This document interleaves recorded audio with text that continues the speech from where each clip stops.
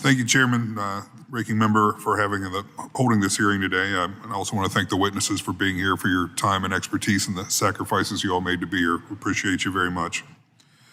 With domestic international aviation travel rising in the United States, it's imperative that the FAA does everything in its power to keep our skies safe.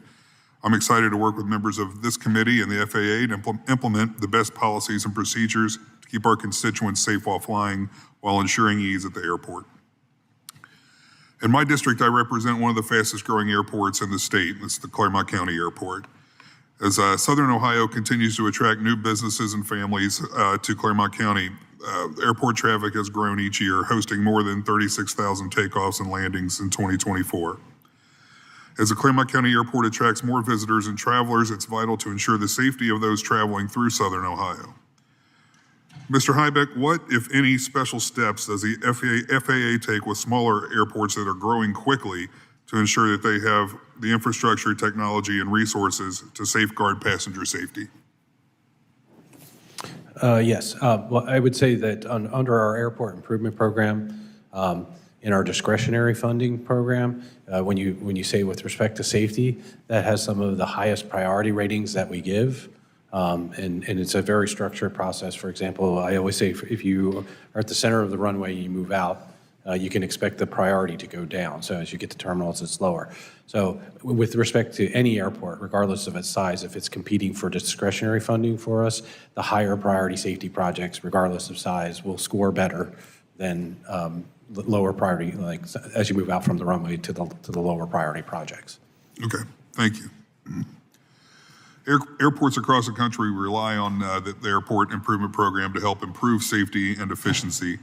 Funding from this program allows airports to build new runways, ramps, taxiways, and make needed repairs on existing infrastructure. However, many of the airports in my district fall into the non-primary entitlement and can only receive up to $150,000, far less than larger airports. Even though these more rural, smaller airports have less air traffic and require less money, the AIP funds can be vital for many small towns. Mr. Hybeck, from your experience, can you just talk more about how important AIP funds are to helping small airports and what we can do in Congress to maybe improve this program? Yes, and I believe you've taken an important first step in that in some of the formula changes you've made in the Reauthorization Act. The state apportionment funding has had a significant shift upwards, and that's used by states to reach the smaller airports. And so that's a great step there. Just again, on the safety side, that will always rank higher than other projects, regardless of airport size, when it comes to the discretionary pool. Thank you. Quick one, whoever wants to take this one can take it. Maybe we can get a couple people's input on it. No one should be afraid of flying in the United States.